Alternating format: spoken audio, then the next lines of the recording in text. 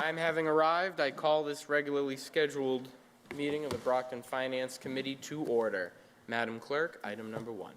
Public hearing, number 1, ordered that the common necessity and convenience of the inhabitants of the city of Brockton require the laying out and acceptance of Dorothy Road, extending from Boundary Street westerly, a distance of about 480 feet, more or less, and for that purpose it is necessary to take an easement for highway purposes and lay out as a public street or way of said city of Brockton. Said easement passing by or overlands of other persons shown in Exhibit A. Attached thereto the parties unknown.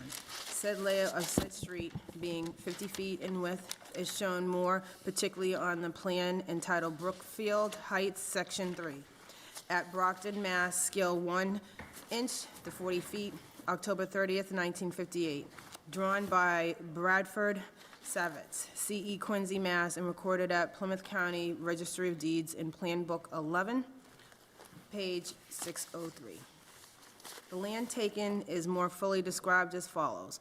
All the land within the limits of a private way, known as Dorothy Road, supposed to be on to parties unknown, being a strip of land 50 feet in width with curved corners at the boundary street, extending from said boundary street westerly a distance of about 480 feet, more or less, ending in a cul-de-sac of 54 feet. Radius at the westerly terminus, as shown on the herein described plan, to which reference is hereby made for a more particular description.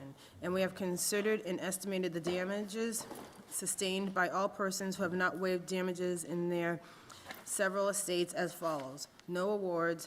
Exhibit A, layout and acceptance of all other attachments are all located in the clerk's office for viewing. Invited, Pat Hill, DPW Commissioner. Time having arrived, I declare the hearing open. Is there anyone here in favor? Commissioner Hill. Councilors, was my presence necessary up here? Sorry. We always welcome the DPW. No, I just came up to say that we certainly don't have any objections to accepting this or the next street, and that both streets could benefit from some improvements. Thank you, Commissioner. Anyone else here in favor for Dorothy Road? Seeing none, I declare that portion of the hearing closed. Anyone here in opposition? Seeing none, I declare that portion of the hearing closed.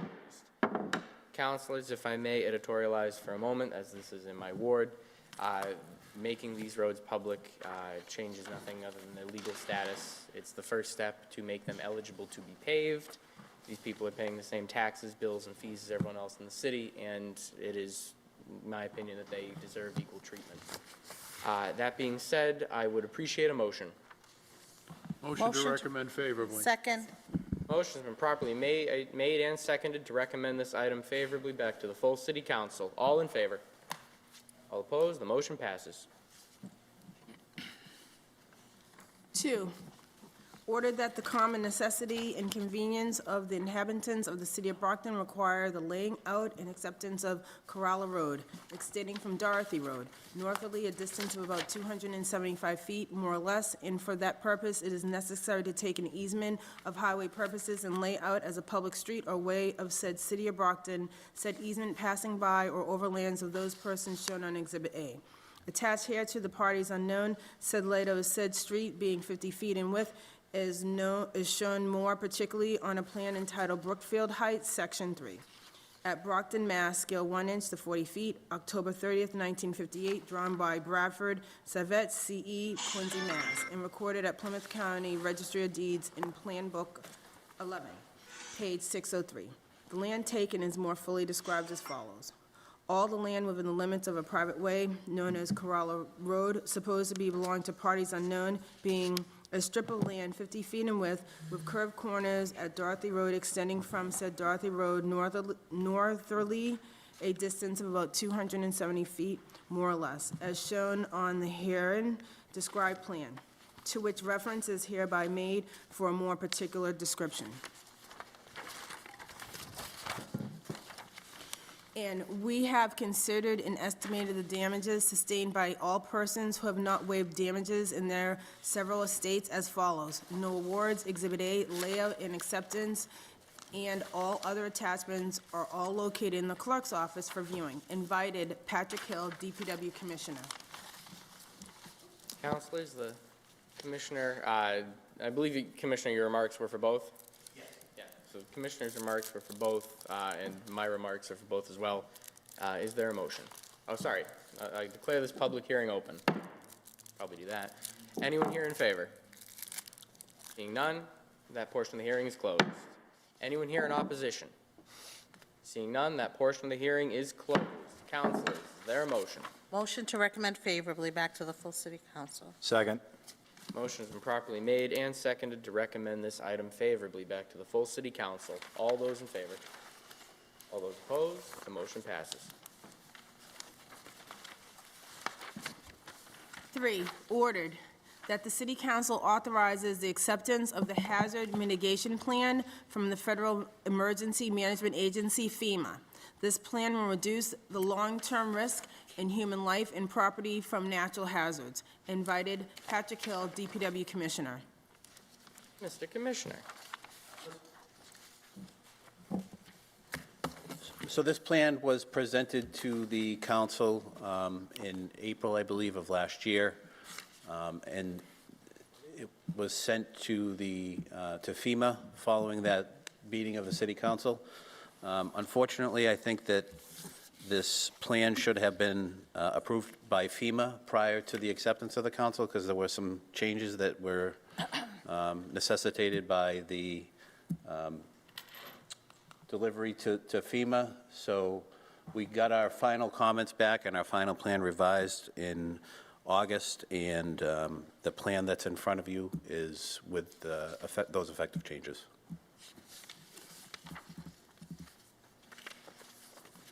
Councilors, Councilor Nicastro. Thank you. Good evening, Mr. Hill. Good evening, Commissioner Council. Hill, pardon me.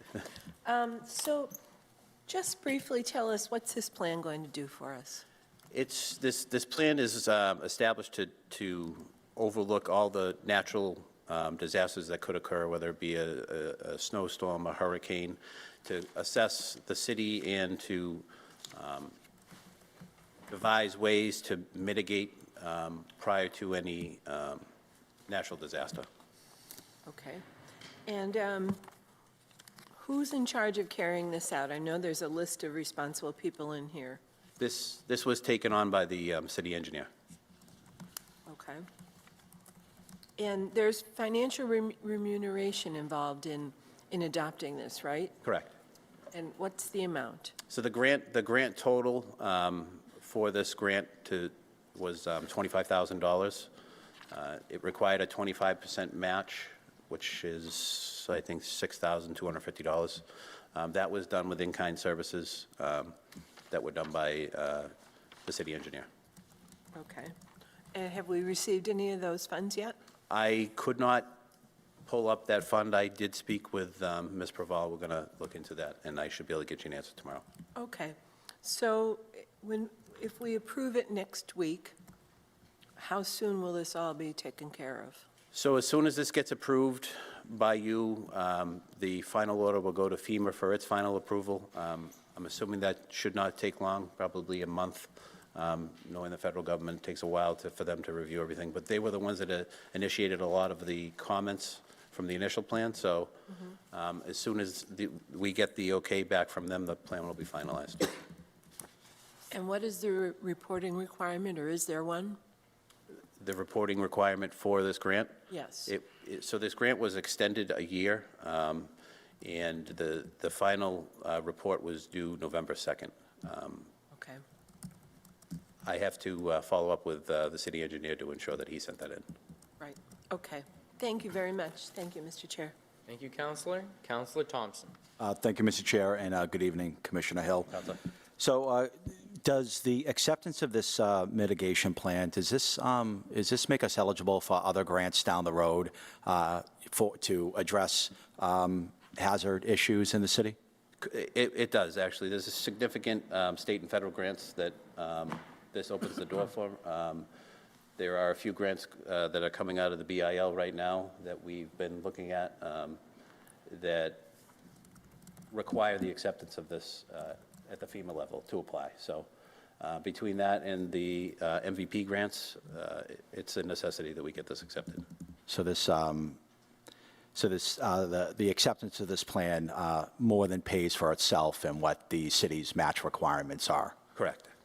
Great. Thank you, Mr. Hill, and thank you, Mr. Chair. Thank you, Counselor. Counselor Farwell. Thank you, Mr. Chairman. Commissioner Hill, forgive me for being not suspicious of the federal government, but cautious. Is there anything in this plan, if we accept it, that could lead to having the council in a position of having to mandate additional fees for whatever purpose? Or is this revenue neutral, we don't have to do anything except accept the plan? This is a revenue neutral program, Counselor, so it's a significant document, and I've read through it a few times, but there is no financial commitment to this. This is just recommendations that the federal government is looking for the city to adopt. All right. Thank you, Mr. Chairman. Thank you, Counselor. Any other counselors? If Motion to not, recommend favorably back to the full city council. Second. Motion's been properly made and seconded. All in favor? All opposed? The motion passes. Thank you. Thank you, councilors. Happy Thanksgiving. Thank you, Thank Mr. Thank you, Commissioner. Mr. Commissioner. 4, ordered that the City Council authorizes the acceptance and expenditure of the total grant funds in the amount of $5,000 from the Executive Office of Public Safety and Security 2022 Address Verification Program, AVP grant, to the Brockton Police Department 2022 Address Verification Program, AVP grant fund. These grant funds will be used by the police department to verify addresses of registered sex offenders, conduct investigations, and place into violations those offenders with valid addresses. There is no match required for this grant. Invited Chief Perez, Brockton Police Department, Steve Williamson, Captain, Brockton Police Department, Troy Clarkson, CFO. Good evening, Chief. Good evening, councilors. So this grant is for our officer to go out and verify addresses for sex offenders, any investigations that need to be had, and any violations of anybody that's not currently in compliance with their level. Motion to recommend favorably back to the full city council. On the motion. On the motion, Counselor Thompson. Thank you, Mr. Chair. Good evening, Chief. Good evening. Are you able to tell us how many registered sex offenders are currently in the city of Brockton? There are over 300, somewhere around 320. And out of Approximately. 320, how many of the, what is it, class 3 is the highest? Level. Or is it level That 3? I don't currently have a breakdown on. I could get back to you on that. Okay. And obviously, that's a publicated list, is that correct? Yes. Where could one access that list if they so chose? The state has a list that you can go and research. So the state has the database and maintains it. Okay. And if you could send that breakdown so we have a better understanding of what Absolutely. classification levels are in the city. Thank you, Chief, and thank you, Mr. Chair. Thank you, Counselor. Chief, do you have an introduction? I do. I'd like to also take an opportunity just to introduce Lugenia Lopes. She's our new grant coordinator. We're excited to have her, and I'd just like to introduce you to her tonight. We're excited to have her and look forward to her working with us. Congratulations. Congratulations. Congratulations. Good evening, Ms. Lopes. Good evening. As the chief mentioned, my name is Lugenia Lopes. I'm a lifelong resident of Brockton, born and raised. I'm very excited about this opportunity, and I look forward to working with all of you. Thank you. Thank you. Welcome, thank you. Counselors, there's a motion properly made and seconded to recommend this favorably back to the full city council. All in favor? All opposed? The motion passes. Thank you. Thank you. Good evening. 5, ordered in accordance with the general laws of Massachusetts, Chapter 44, recommending that the City Council authorize the total proposed approval of the unappropriated estimated receipts of $243,616.20. From unappropriated estimated receipts, $237,317.95 to the Finance Department, Finance Purchase of Services, $237,317.95. And from FY23 funds, $6,298.25 to Public property, purchase of services, $1,574.67. Finance, purchase of services, $365.41. Human resources, HR, employee benefits, $258. Law, purchase of services, $245.82. Law, goods and supplies, $600. Library, purchase of services, $916.84. Mayor's office, goods and supplies, $1,300. Police Department, goods and supplies, $300. And Brockton Parking Authority, out-of-state travel, $737.51. Invited Troy Clarkson, CFO, Karen Praval, City Auditor. Good evening, Mr. Clarkson. Good evening, Mr. Chairman, members of the council. First, I apologize for not being here last week at your meeting. I did, at the suggestion of the chair, watch the discussion. I know there was some confusion. There is a list, and if you have not yet received it, I brought a list of all of those unpaid bills, which total the $243,000. I did, as I always do, provided some backup narrative and an email to you this weekend. But I thought what I'd do quickly is both review the issue of the unpaid bills in general and how that works, just to provide some of you that are this may be your first new fiscal year, and then talk about that specific vendor, Rehoboth Solar, a little bit. So each year, after the close of the fiscal year, in every community in the Commonwealth, if bills remain unpaid, if vendors submit bills after the beginning of July, then those bills, in order to get paid, have to come before the legislative body. In a town, it's the town meeting. In a city, it's the city council. So this year, we had an extraordinarily high amount of those unpaid bills that totals that $243,000. This list was put in your packet, but I understand that some of you did not receive that. That's why I brought extra copies for you tonight. The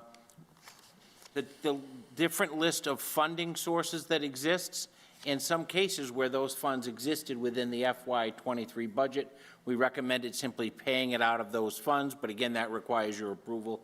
For the larger amounts, we recommended that appropriation be made from what's called, again, unappropriated estimated receipts. Every year when you approve the budget, and by the way, as an aside, unrelated to this item, but since I'm talking about the budget, I wanted to let you know that late last week, for the third year in a row, we were notified that the City of Brockton did receive the Distinguished Budget Award from the Government Finance Officers Association. So that's quite an honor, and it represents tremendous work from you, from my team, from the mayor's office. So the good news is everything you need, all the information you need to make a decision generally is in that 400 and some odd page book. So going back to the issue at hand, the unappropriated estimated receipts represent money that has come in since you passed the budget last June that exceeds our estimates. So that money is available for appropriation until the new tax rate is set. In this case, that represents excess new growth. So we had about $800,000 in additional new growth over what we estimated. As you know, we together, I and you, always estimate revenues conservatively so that we have additional revenues that can then be accumulated in free cash. So in this instance, these unpaid bills range from routine, like a copy machine, to an Eversource bill in the library, to these very substantial bills for Rehoboth Solar in the finance office. So many, many years ago, prior to my arrival, the city executed agreements with several solar companies. That was then a novel but financially responsible approach to buying power, and so we have several of these agreements to purchase energy from solar developments. This one is so named because it's a solar project in Rehoboth. So we have, and I sent you a copy of, an agreement to purchase energy at a discounted rate from this solar array. The way it works is the money And in this year's budget, there's $984,000 in the finance budget that we use to pay various solar providers. We purchase the power from them. We purchase actually renewable energy credits from them, and then we then get a credit on our electric use by that purchase. So it's sort of a circular way to get energy discounts, but these are 8-year-old agreements. We're in year 8 of a 20-year agreement. And so those have been routinely paid for the last 8 years. What's different this year is some of these bills were received in my office after July 1st, necessitating a visit to you to get them paid. And I think that was part of the confusion last week. You may not have had all of the information that you have before you, but I'm sort of glad because it gave us the opportunity to come and explain in more detail what that $1 million line item is in my budget. So again, there's $984,000 in my budget this year, and there has been the last several years of similar amounts in the high 800s. So we purchase the renewable energy credits that then reduce the amount we have to pay for electricity throughout the city. So I think that's the general story, both of the unpaid bills and of these specific amounts, but I'm happy to answer any additional questions you have. Thank you, Mr. CFO. Councillor Thompson. Thank you, Mr. Chair, and good evening, Mr. Clarkson. Just a quick question. You stated that the funds that are currently in the unappropriated estimated receipts remain so until the tax classification. Or until the tax rate is set. Oh. So there's difference, right? Tomorrow night you'll be here and you will decide on the ratio of the commercial to the residential taxes. Some days after that, probably after the holiday, the actual, all the paperwork will be sent to the Department of Revenue and the tax rate will be set. So, Okay. So long as you spend this money before the tax rate is set, then it can be spent. Once that happens, we have to wait until it's certified as free cash, and then we have to come back to you again and ask you to spend that money. Okay, understood. I appreciate that distinction. So this money doesn't become newly encumbered on something else. It's now kind of in a whatever is left over after the setting of the tax rate.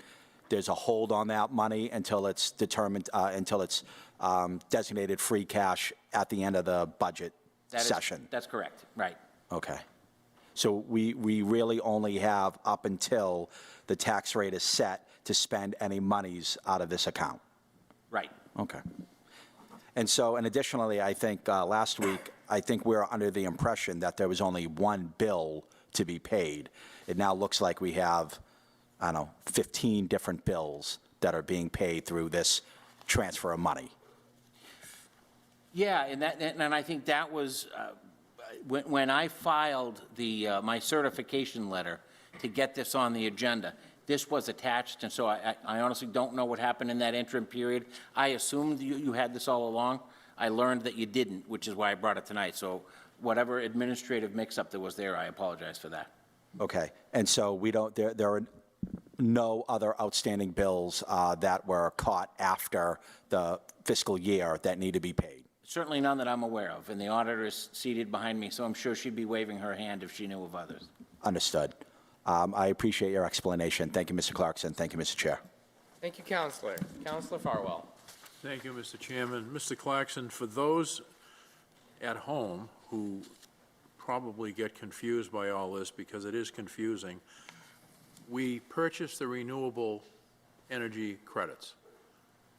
What is the net gain to the city revenue coming in versus the expenditures to purchase those tax credits, if you know? In other words, what are we getting for the money, basically? It's an excellent question, because the contracts themselves are confusing, but the way, and again, this was a contract the city entered into many years ago, but there is a 20% discount along with that contract. So we purchase the renewable energy credits, we then get a discount on that, and all of that is applied, the renewable energy credits are applied behind the meter, so it's a credit on our energy use throughout the city.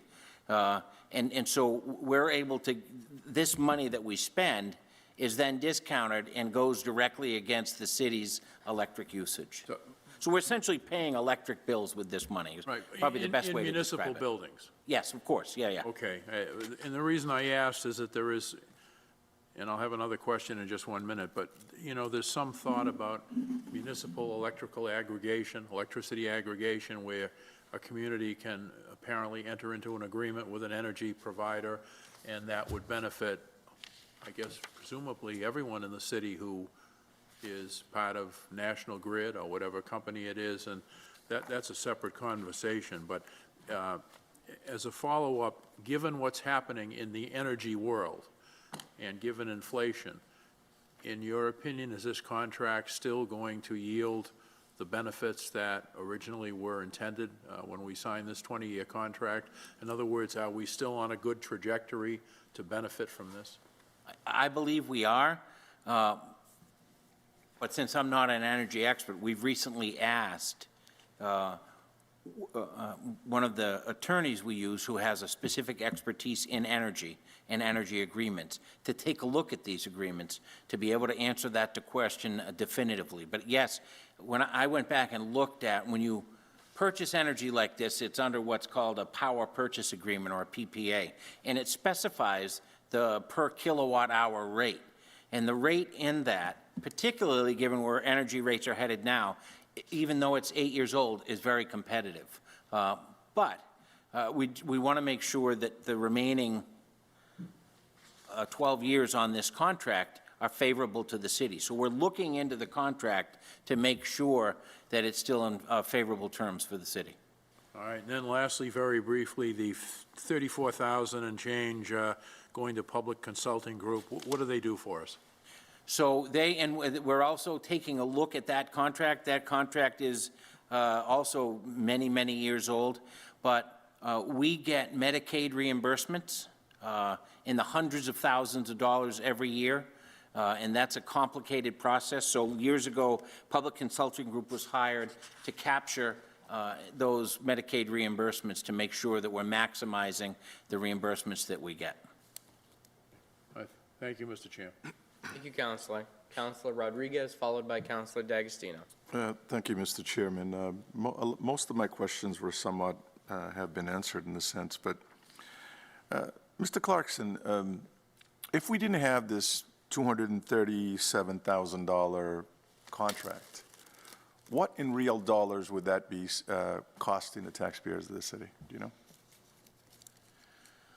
Well, if we didn't have this contract, and if we didn't, in addition to this, during my tenure, the mayor and I together contracted with a company to seek out and search, because electricity has been deregulated, you can purchase it other than just from the National Grid. And so we have a contract with the company that goes out and looks at rates as they come out and purchases energy for us. So if we didn't have that, and if we didn't have this existing solar agreement, we would be subject to the whim of the standard electric rates, which, as you know, are going up significantly. So the city most certainly benefits from this and from our other contract, where we can purchase it in bulk for long periods of time. So basically, it's $202,000 or so. So if you deduct the public consulting monies out of that, it's about 200 and a little bit. But the concern that I had last week is, are we spending let's say $204,000 a year to get a savings of $230,000, or are we getting a savings of in excess of a few more $100,000? Because if, to be honest with you, with all the work that gets put into it, from your office, from the auditor's office, and for everybody else in city government that gets involved in this, if the savings is only a handful of dollars, I don't think it makes much sense for us to be doing this. That's an excellent question, and that's why I responded to Councilor Farwell's question by saying the agreement is, we're in year 8 of a 20-year contract, but we have asked our professionals to take a look at that and to try to answer that question in more detail. I will say to you, from my perspective, it still is a financial benefit to the city. It's also an obligation to the city. It's not something we can just walk away from. In the last 2 years, I anticipated similar question. So in FY 2020, just with Rehoboth Solar, we spent about $530,000, and in FY 21, about $410,000, and that actually reflects probably fluctuating rates.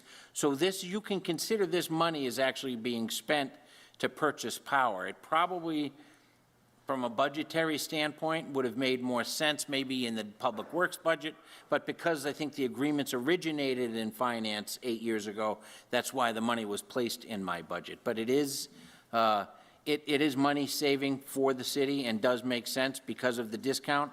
But because it's so much money, we're taking a look at it to make sure that we can report back to you that there are ongoing financial benefits. And could we get out of that contract if we had to? I don't know, but that's why we're having someone taking a look at it. Okay. My last question, and it's not part of this particular order, but since you're here, you're talking about solar. What's going on with Grove Street, the solar array down there? Is it still producing in electricity, helping this community out? I mean, since these guys are involved in solar energy, are we getting anything from that? It is producing minimal power right now because of the condition that it's in. I know the DPW commissioner and the law department are actually currently working on an RFP to try to bring in a vendor to revitalize that and bring it back to a place where it's actually producing revenue and power. Because I drive by that location on a regular basis, and it looks like an abandoned site. And if we could do something in terms of a city to kind of bring that up, I mean, that thing was, when we first did that back in 2007, it was the pride and joy of the city. But it has fallen into some hard times that we ought to do something to bring that back, because it's just talking about, development of a city, and when you've got a large, patch of land in the middle of the city that looks like that, it's kind of embarrassing. Agreed. Thank you, Mr. Chairman. Thank you, Counselor. Counselor D'Agostino.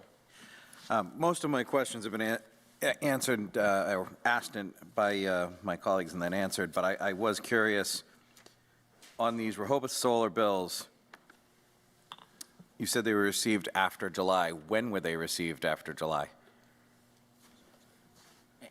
Some the second week in July, some in August, and some in September, right? Yeah. And I guess that I'm just curious why we're here in November.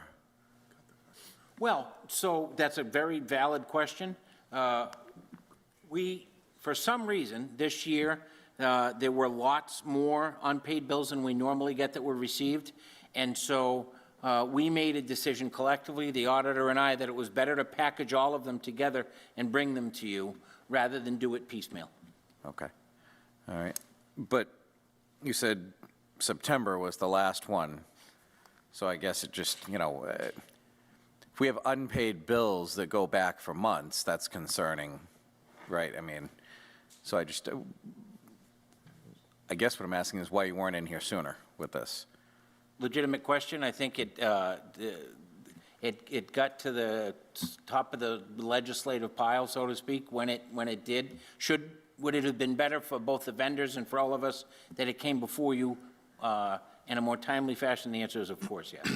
Right. And certainly on the vendor, it would have been better if they had billed, That too, right. right, prior to the closing of the last fiscal year, or, much closer to it. I mean, to be sending bills in September from the prior year is not great either, but, okay. All right. And we, since, to prevent this happening in future years, my team and the auditor have had extensive discussions with the folks at Citizens Energy to put systems in place to prevent that from happening again. Well, you bring up a good point. Has this happened in past years? Like, is this a frequent thing every year No. with this program? So No, not at all. Like, we've had this contract for 8 years. In my 4 years here, this is the first time we've had to bring one of their bills before you. Okay. So generally, they've been very efficient. What happened? They just didn't bill in a timely fashion like they normally do? Right. Okay. All right, but you've talked to them about that, and Extensively, yes. hopefully we'll be back on track with a more a smoother billing process? I can almost assure it, yes. Wonderful. Thank you very much. You bet. Thank you, Counselor. Counselors, any other questions, or is there a motion? Motion to recommend favorably back to the full city council. Second. Motion has been made and properly seconded to recommend this favorably back to the full city council. All in favor? All opposed? The motion passes. Thank you. Thank you, Mr. CFO. Thank you.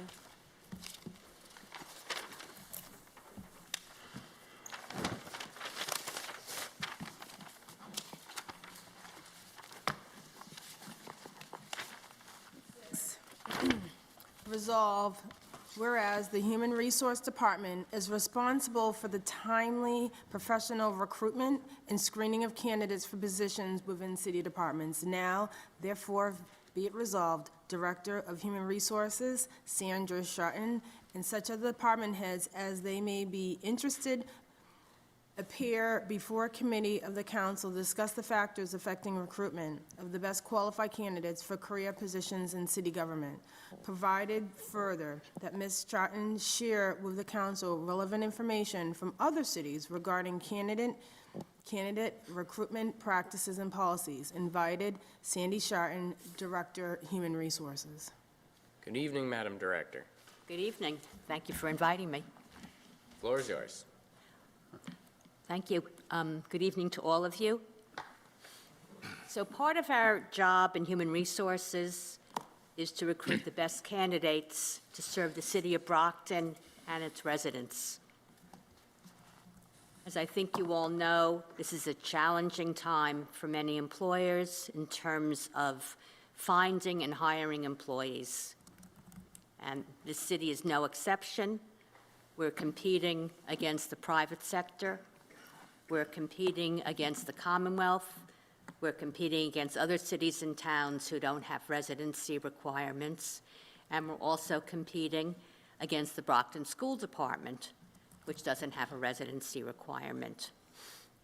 In addition, there are certain positions within the city with more specialized requirements, some positions within our IT department, certain library positions that require master's degrees, and our library director is here tonight, Mr. Engel, certain types of inspectors within the building department. Yet another factor is that Brockton is getting expensive. In my opinion, any factor that shrinks the pool of candidates makes it even more challenging, and with all due respect, we're finding that the city's strict residency requirement is one of those factors. It's true the residency requirement doesn't apply across the board. Certain positions are exempt. However, this issue has been raised by several department heads. I believe Fire Chief Nardelli, in a previous appearance, mentioned the difficulty he has had in hiring electricians for his department. The building commissioner has told me how difficult it is to get certified building inspectors and commissioners, as well as wiring and plumbing inspectors. The library director, as I mentioned, has talked to me about the difficulty in recruiting people with master's degrees. Other cities, some do have residence requirements, a lot don't. Notably, the city of Lynn recently abolished their residency requirement. The mayor said, without this change, we can't provide the best services for the people of Lynn. The mayor and the city council president said that the residency requirement makes it harder for the city to hire people with specialized skills and actually presents inequality through its enforcement, which creates housing market pressure on those with lower income jobs. What I'd like to suggest is a discussion and perhaps a suggestion that we establish a residential preference for Brockton residents. That is, where qualifications are comparable, that we definitely give a preference to people who live in this great city. That's all I need to say at this point. Thank you, Madam Director. Councillor Farwell? Thank you, Mr. Chairman. Colleagues, I thought this was a worthwhile discussion to have, because if we're serious about finding the best qualified candidates for city positions, then, as Ms. Chatton mentioned, you have to take a look at the barriers to that. When we have to advertise on several different occasions, it's expensive, and we've had to do that.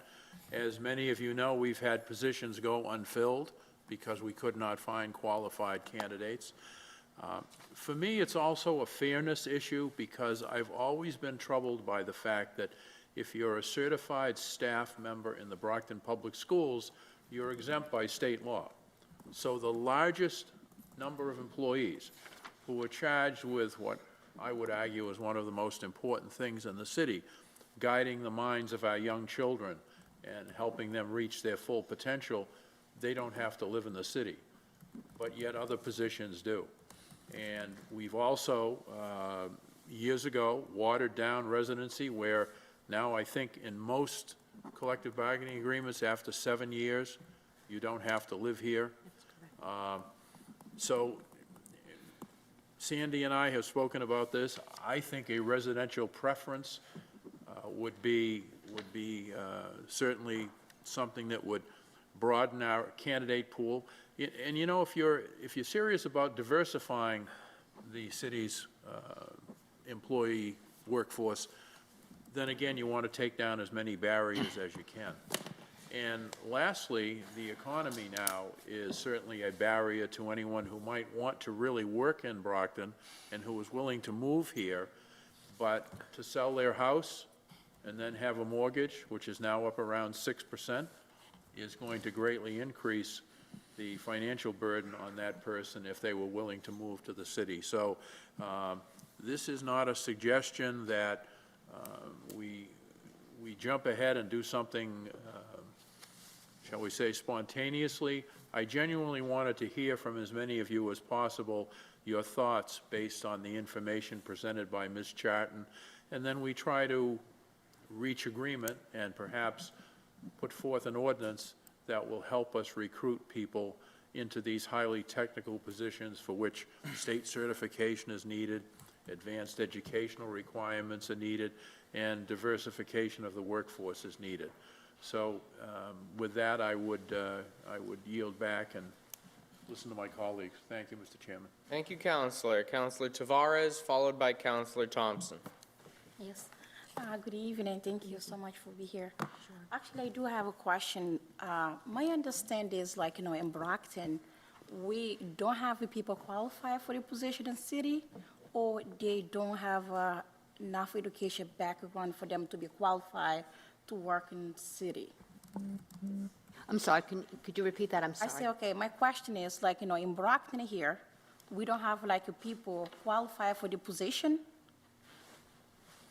It depends. I mean, there's some positions, and it really, I try to kind of run some reports. They're not the easiest reports to run, but we certainly try to get Brockton people, and especially now because we do have the residency requirement, but there are some, again, positions which seem to either be more specialized, which we're finding a lot of difficulty in getting people to apply who can meet those qualifications from Brockton. And again, there are people who can't afford to move to Brockton. There are people who said, they do have a year, I can't afford to do, I'm not going to move to Brockton, and then we're kind of stuck. And so it's, I think there's certain, they're qualified people, it's kind of hard to generalize, but again, when you have specialized requirements, the pool is already smaller. All right. Can you explain a little about qualification, like, how can they be able to qualify for the position? What's the qualification basically the city is really looking for? Well, it depends upon the position. There are, for instance, as I said, the library directors here, there's certain positions in the library that require a master's degree. There are other positions, obviously the lawyers, but they're exempt, require a law degree. It really varies, among the positions. There are entry-level positions, and then we ask for whether it's a high school degree or an equivalent. So it really, there's nothing across the board that says you're qualified or not qualified, and we try to, when we post a position, we, put in preferred minimum qualifications, which usually includes some type of education, could be a high school degree, certain types of experience.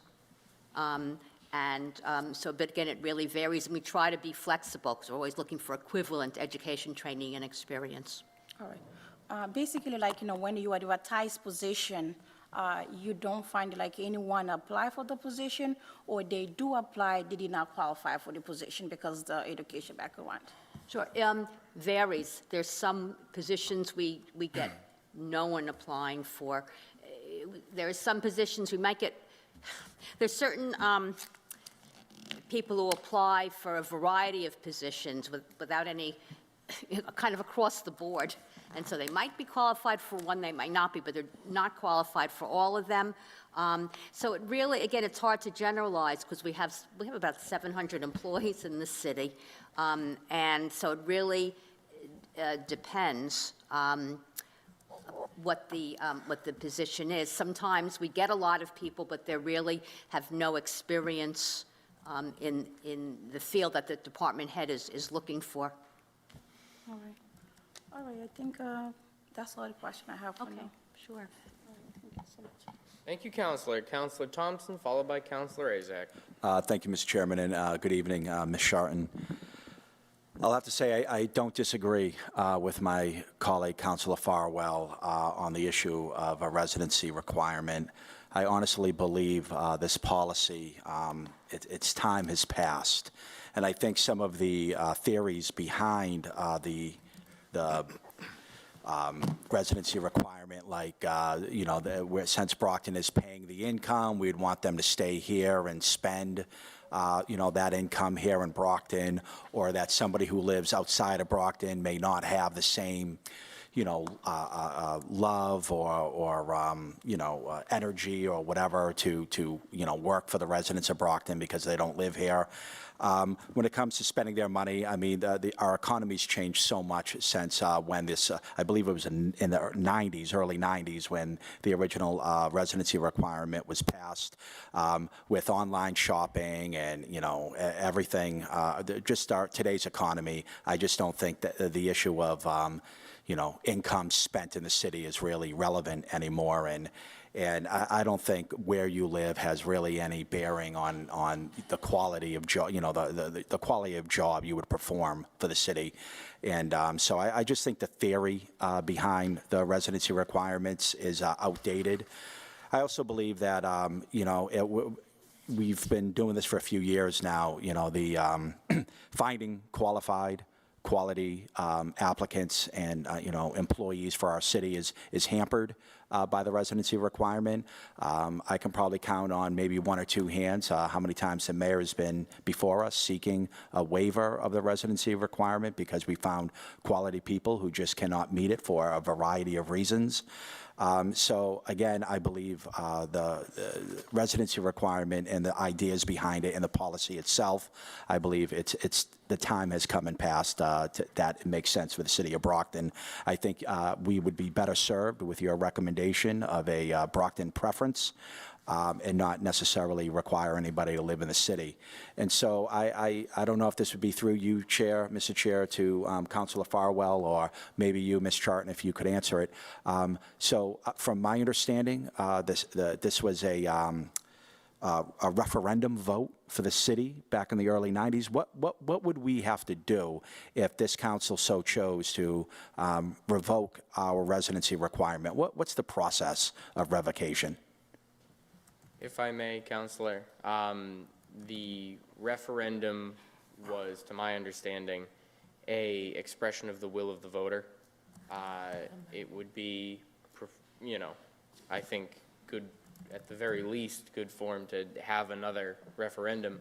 But legally, all the council would need to do is remove its ordinance for ordinanced employees requiring residency, and to prove whatever union agreement the mayor negotiates that gets rid of residency. So this would not necessitate a referendum. We could do it through normal ordinance. I would recommend talking with the council, but I don't believe so. Okay. And then, again, I know Councilor Farwell, through you, Mr. Chair, Councilor Farwell, I think, can you maybe talk on the issue of fairness? There are a lot of people, who had to make that economic sacrifice to reside here in Brockton, or we've passed over people who were unwilling to make that sacrifice.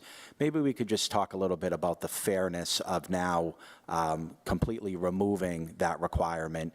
And I would imagine it would be effective the day of. We wouldn't be seeking to minimize, from 7 years to, 1 or 2 years. We'd be, I think we would be better served with the Brockton preference. But maybe you could just speak to, I know you've been thinking about this issue a lot. What are your thoughts on the issue of fairness on this matter?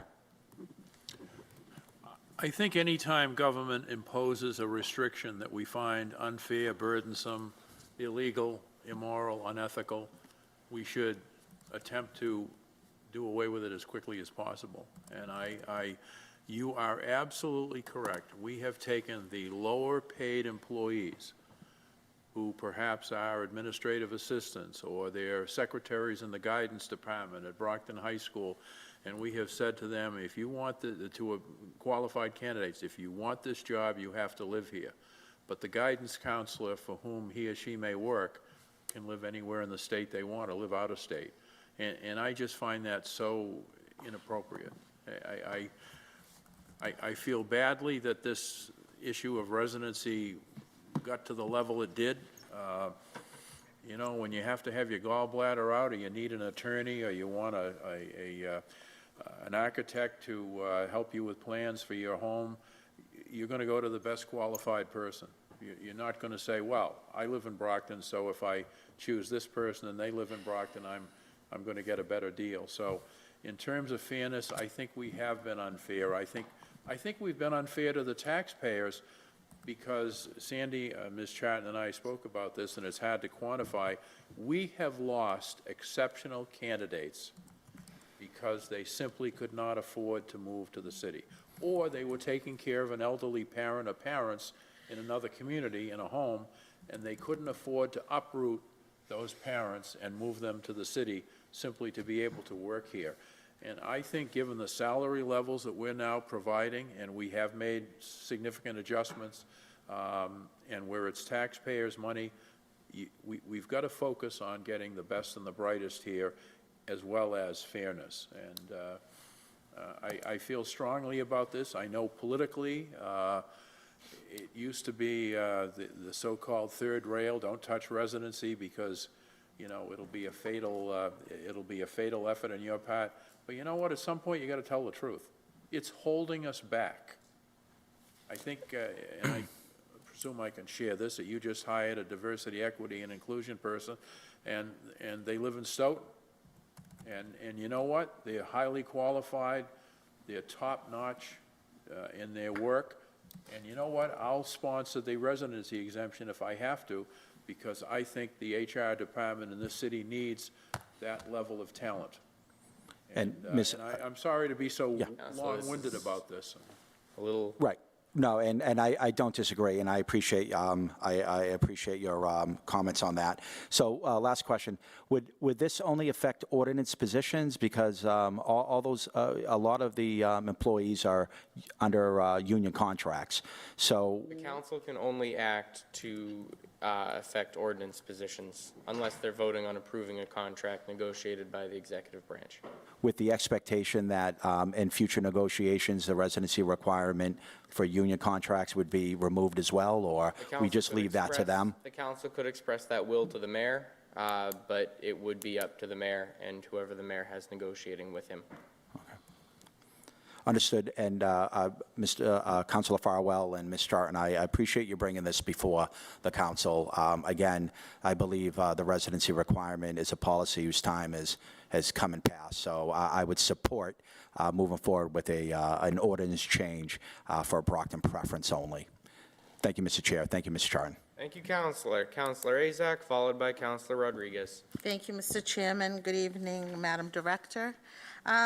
So when I first saw this, I was very excited. then I was, when I heard that it's really residency, I'm a little disappointed because I really support residency and not for political reasons. I really believe that in a city of 100,000-plus people that we can't find qualified individuals. I just have a hard time with that. I have constituents who tell me all the time that they apply. I see postings of jobs. I mean, we have qualified people that serve on our boards, on our commissions. We don't have qualified people to work inside City Hall. I find that really hard to believe, but it's possible. But to answer my colleagues, I believe we've looked into this in the past, and it does have to be a referendum. It has to go back on the ballot and let the residents of the city decide whether they want to get rid of residency or not. So my question to you, besides residency, I'm getting back to the actual resolve, can we do better? What is the process when somebody applies to the city of Brockton? They come, they see a posting either online. I try to share them from the city website when I can, or I know you post in certain journals, newspapers, but what's the process? So the process is we have an application portal, a software which predated my time here called Interview Exchange. People apply through that. So we have. I'm sorry, what was the name of it? Called Interview Exchange. Oh, okay. Interview Exchange, again, predated my time here. And it just tracks who applies, and that way, instead of just paper, we can see who's applied and how many people have applied and kind of track through the process.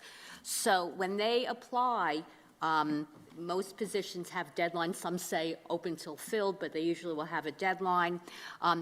Where and who can apply, in large part for union positions, is guided by what's in the contract. And this took me a little while to learn, because depending upon the contract, some get posted internally in the department, some get posted internally in the department, but only people in the union who are in that department.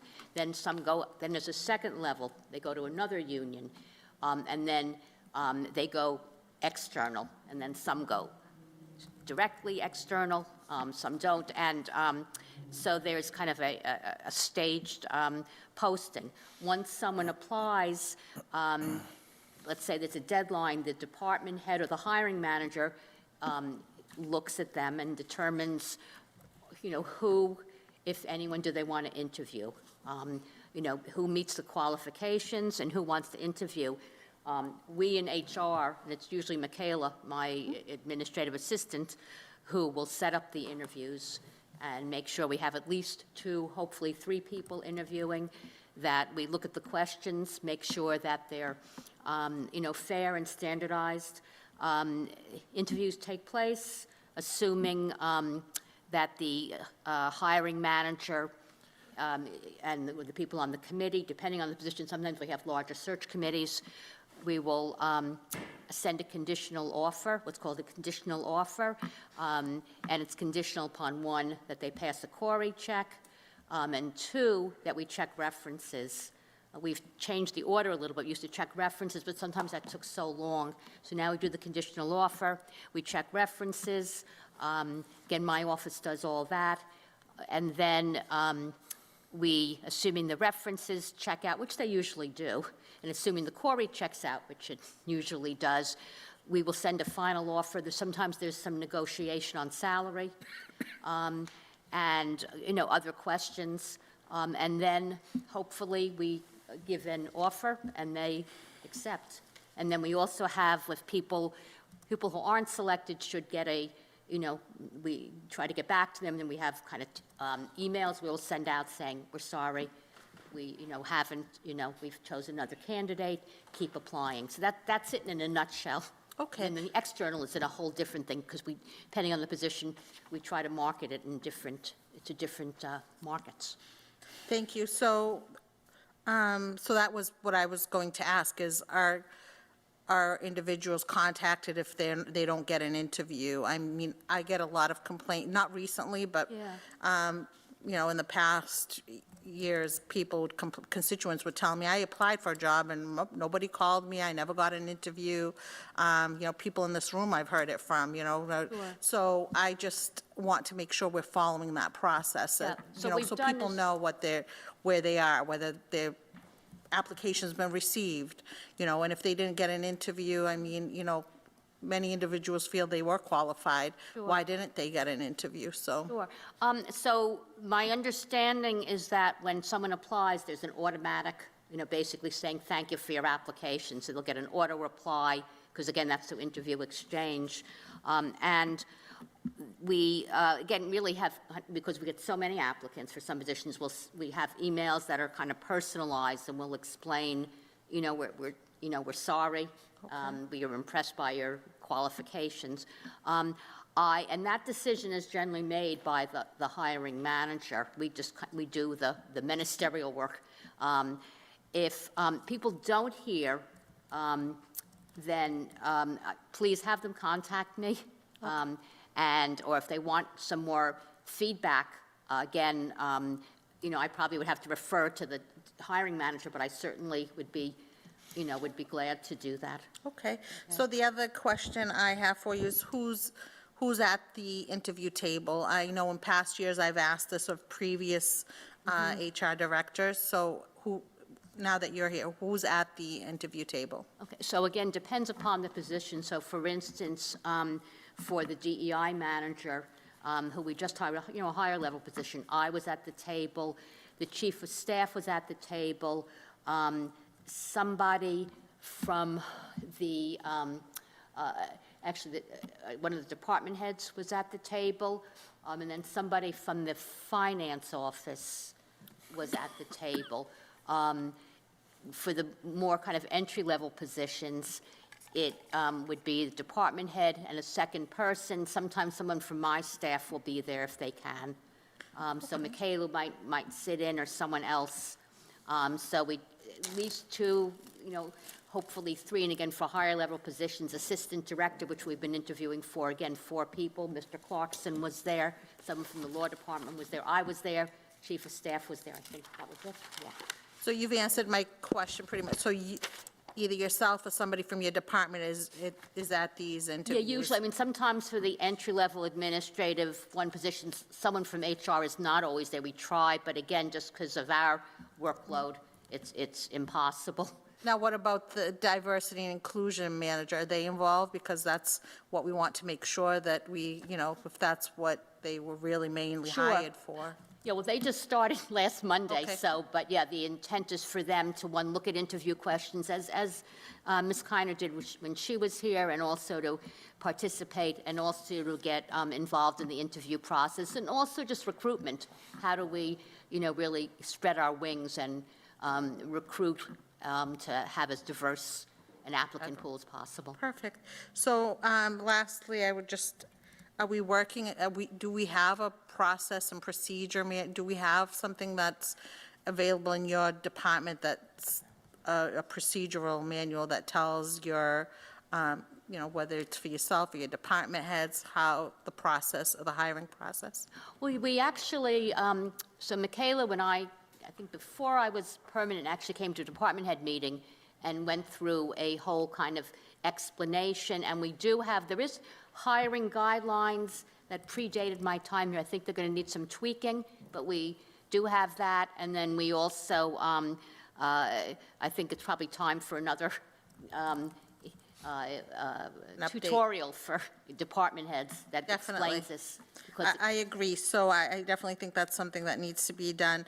And you did mention the interview exchange, but I know in past years I've asked different department heads or, HR directors where we advertise.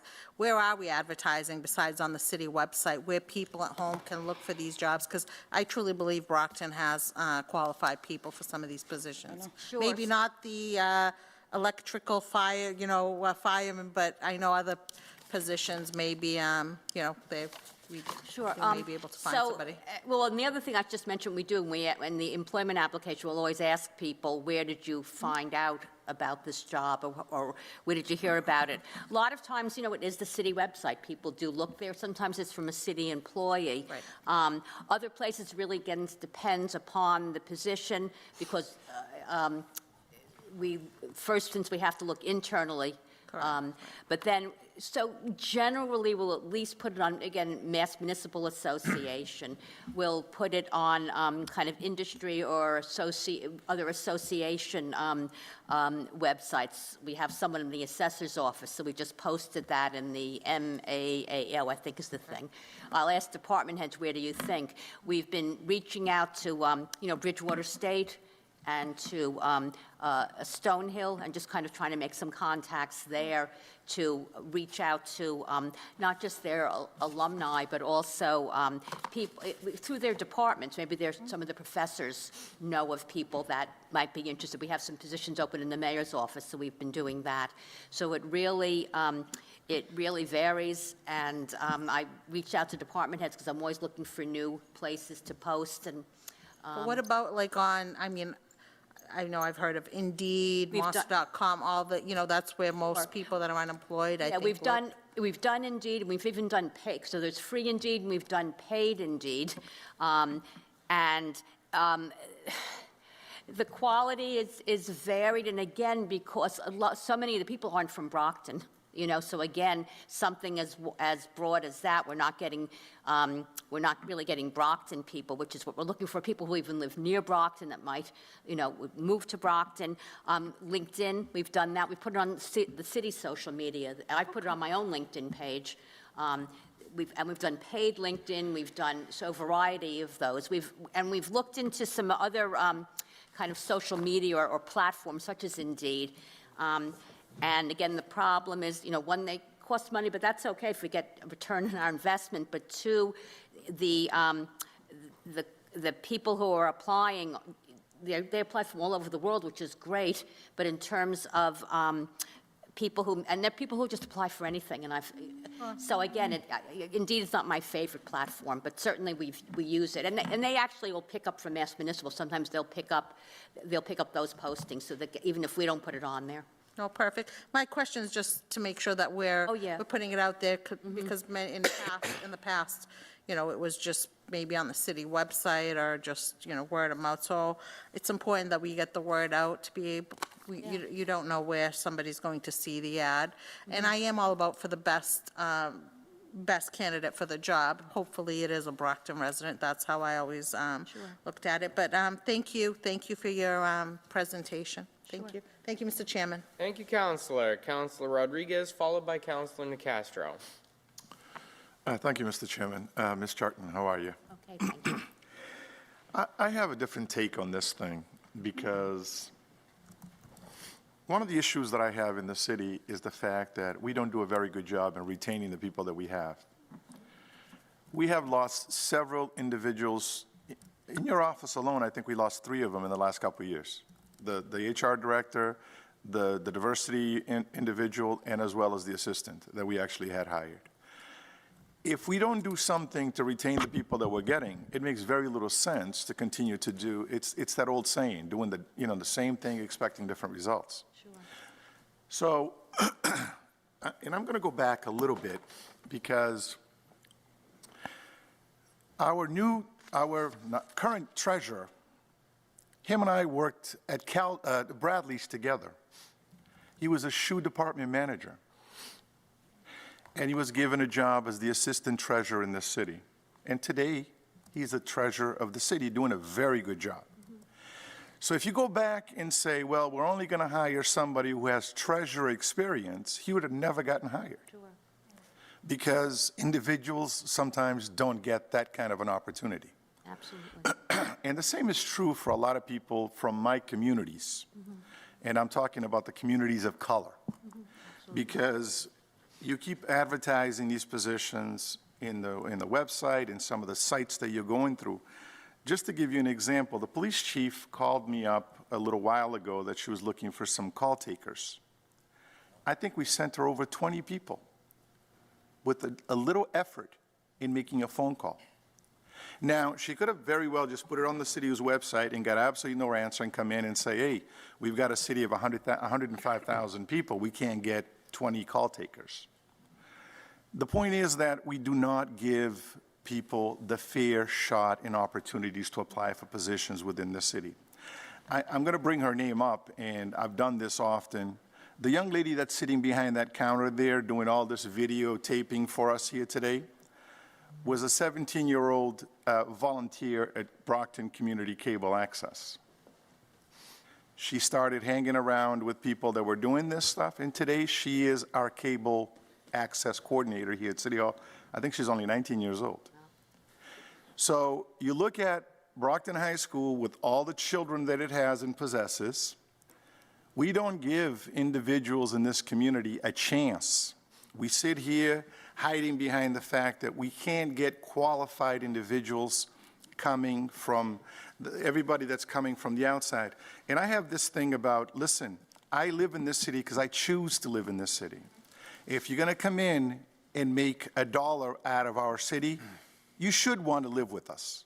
Because you know what it is? We pay the teachers in this community, I think we're the 5th best paid teachers in the state. The fire department gets paid pretty well. The police department gets paid pretty well. People in city government now getting paid pretty well. I think it's almost a slap in the face of the taxpayers when they voted. And it wasn't just the 51%. It was like 70 plus that they voted for residency. For us to sit here and do what the national politicians are doing, going against the will of the people, you know, to basically say, oh, you know what, we're going to put in an ordinance and kind of wipe the will of the people. Mm-hmm. If we go back to the people and the people come back with 70% and say, get rid of it, I'll say, fine, let's get rid of it and move on. Mm-hmm. But the idea is that we're not doing a very good job recruiting the people that we're talking about. These nice little jobs that come down the pipeline from time to time, by the time you find out about it, it's been filled. And I'm going to give you another example. They were looking for a night supervisor in the school department years ago, a couple years ago. And come to find out, somebody gave somebody else a job that paid $85,000. You're telling me that we couldn't find an $85,000 a year second shift night supervisor in the custodial department for the school department? No, I would have quit my job to do that job, to be honest with you. But the point is that we don't get those opportunities. Mm-hmm. We don't get the second interviews. I actually had sent several names to your department before you got here for the diversity and inclusion position. And those people were interviewed, but they never heard anything else from it. And these are qualified individuals who are lawyers from the city of Brockton, minority lawyers. They didn't get a second interview because of personalities or whatever the issues are. Until we get rid of all of that stuff and we're coming from basically a level playing field, then we can talk about residency. Because right now it's not a level playing field. It hasn't been in quite some time. I mean, look around in this building and see if this reflects what we have in the census as far as what the population of the city looks like. It does not. So my recommendation to you is, before we even go talking about residency, we need to talk about how do we go about advertising for the positions that we're looking for. Sure. There's plenty of community-based organizations in this city that do wonderful work in terms of reaching out to their communities. We've got some mega churches in this community, not some of these mom-and-pop churches. I'm talking about my Catholic church where I come from, where there's over 1,000 people there a week.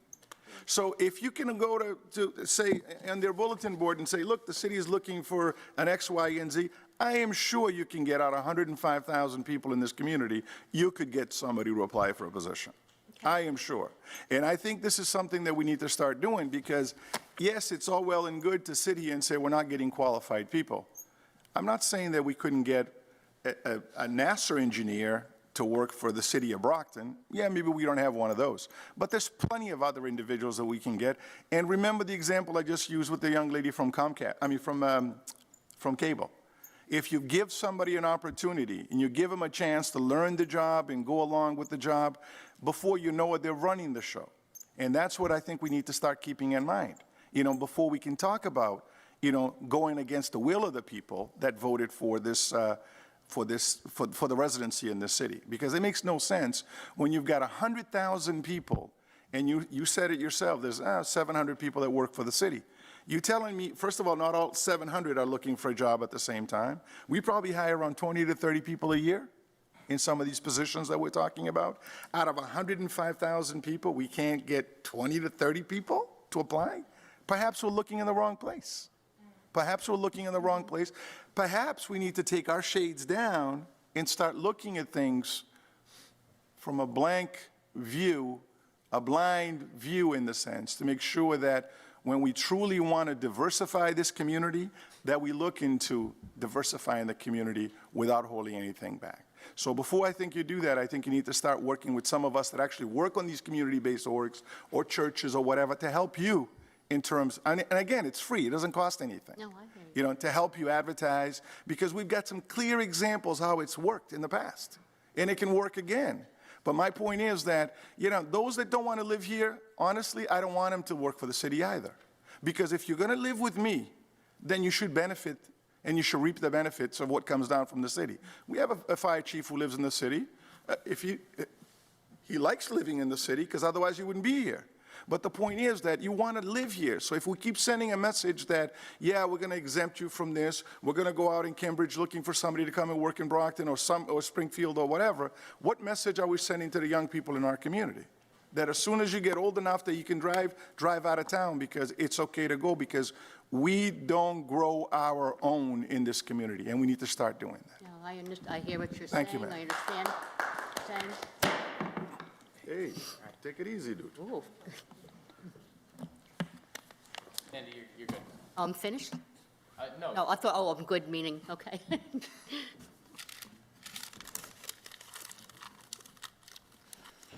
that it, Counselor? Counselor Nicastro, followed by Counselor D'Agostino. Thank you. Good evening, Ms. Charchin. Good to see you. I think residency was a good idea when it was passed. I also think it was a different community. I think it was eroded by collective bargaining. I think also cities are not static. They continue to grow and evolve. And I want to note that right after she was elected, then Mayor Linda Belzotti requested an audit of the city from the Department of Revenue. And they came back with a report that I still have. It was stated 2009, and at that time, in 2009, the Department of Revenue recommended that the city eliminate the residency requirement out of concern for getting the very best people to staff City Hall and its various departments. I would be interested to know, what are your recommendations on this? My recommendation, again, and this is from a recruitment perspective, that we want to get the best people to serve the residents of Brockton. I would definitely give a preference to people who live in Brockton, but when there are positions that are difficult to fill, and I believe the fire chief was here, he spoke about the electrician positions, library director, I think maybe the finance, chief financial officer can speak, because again, I haven't been here that long, so some of these issues predated my time, that that's a disservice to the citizens of Brockton.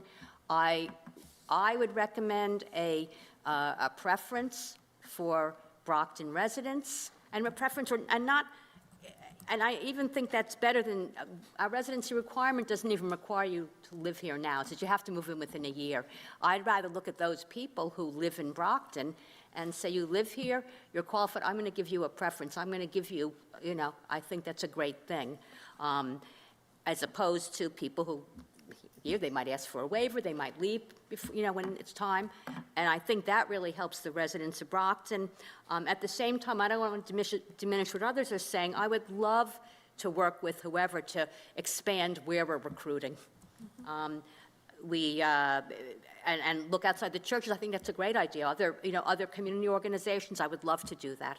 And that doesn't, by my recommendation, I'm not diminishing that at all. So that is my recommendation and suggestion. Thank you. That helps. This evening, Mr. Engel, CFO Clarkson, and Fire Chief Nardelli were kind enough to be here with you. And I just wanted to give them the opportunity to speak for a moment, if they wish, to give their observations and thoughts on this. Councilors, no objections? Seeing none. Good evening, Chief. Good evening. So, first of all, Council Rodriguez, we're dating ourselves now with Bradley's, I have to tell you that, so I like to hear it. Just real quick, I know we spoke on this before when I came in here for a couple of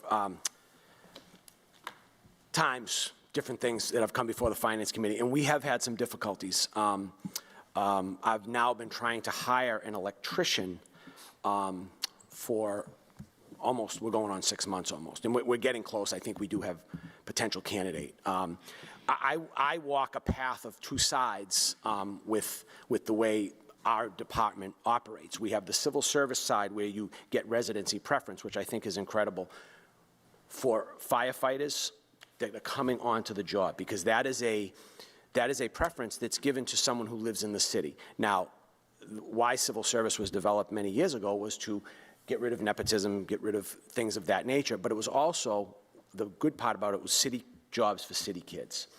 Every single position, probably at one point in this city, was guarded through civil service. Over the years, they've dropped off some of those exams, some of those lists, one of them being the electricians. So we have to go out through interview exchange and things of that nature, to the point where we went over to, I was over at Porter and Chester, I was talking to Southeastern Regional, I was talking to a number of different people to see where we could get someone. That is a position that is a journeyman's position, so they have to have some background in electric work prior to them coming in.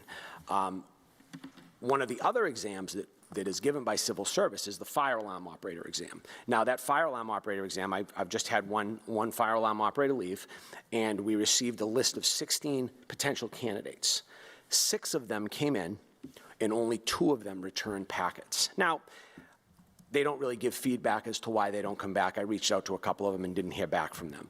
I think some people start families in other communities, and to Councilor Nicastro's position, when she spoke just a few minutes ago, that I'm a born and raised City of Brockton kid, been here my whole life, and so I've seen the good, the bad, the indifferent.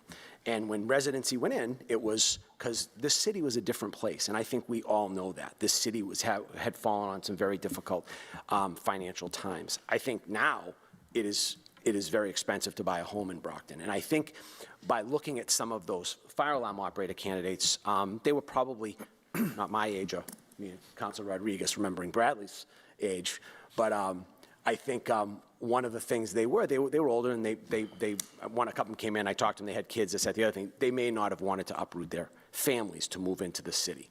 So that changes things, because with that fire alarm operator's exam, there is not a residency preference with that, because there's only a handful of departments throughout the Commonwealth who still use that fire alarm operator. So I think it has been difficult. I can tell you outright, 2 of the candidates of the 5 for that electrician's position came right out and told me, I can't move into the city. I have a family, I'm outside of the city.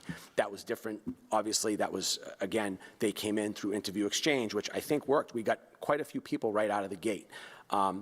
In those more skilled positions, I understand we have a smaller pool. You know, trust me, I was ready to make if this candidate doesn't work out, I was actually looking to potentially make it an apprentice position, because it is a new position.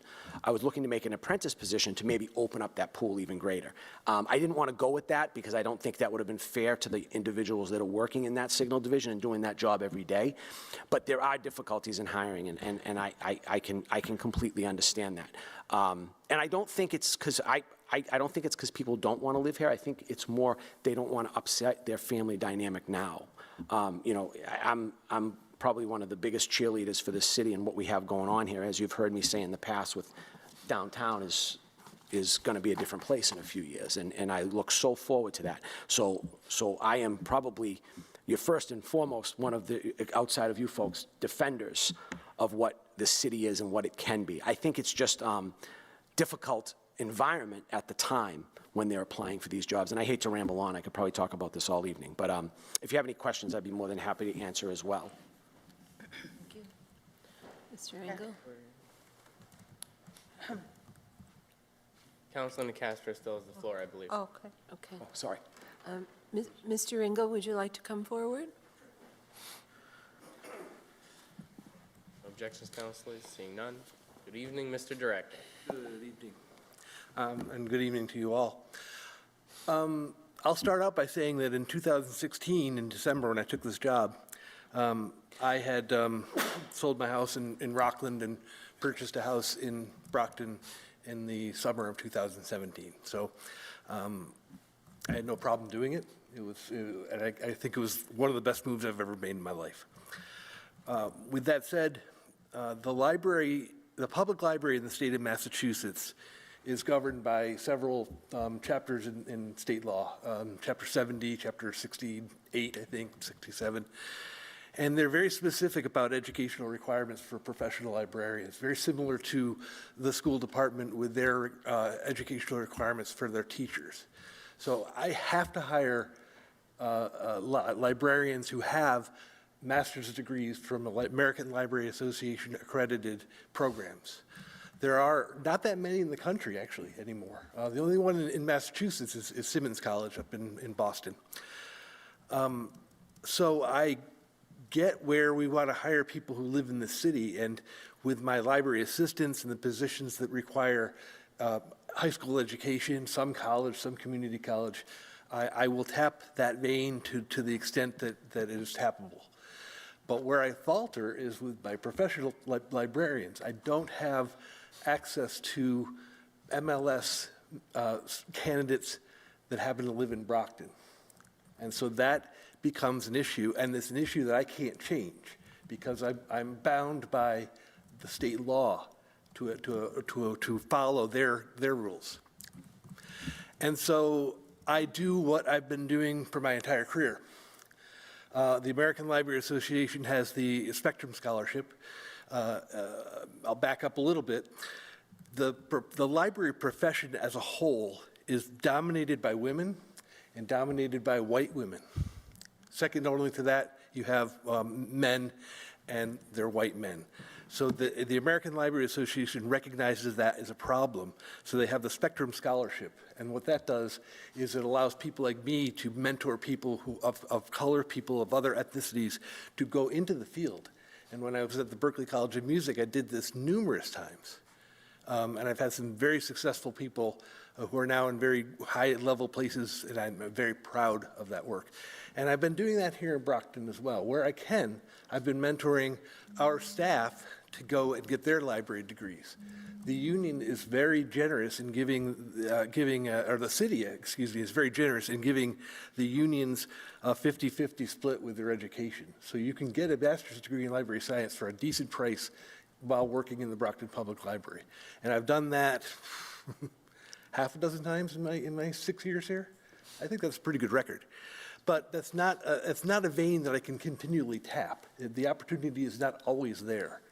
And so for me, having the residency requirement soften at least, so it reflects more what the school department has, would allow me to then bring in people from the outside, people from around the communities, and build a much stronger, much more robust library, which therefore would serve the population of Brockton by offering talented and diverse people to offer the programmings that we do and expand things.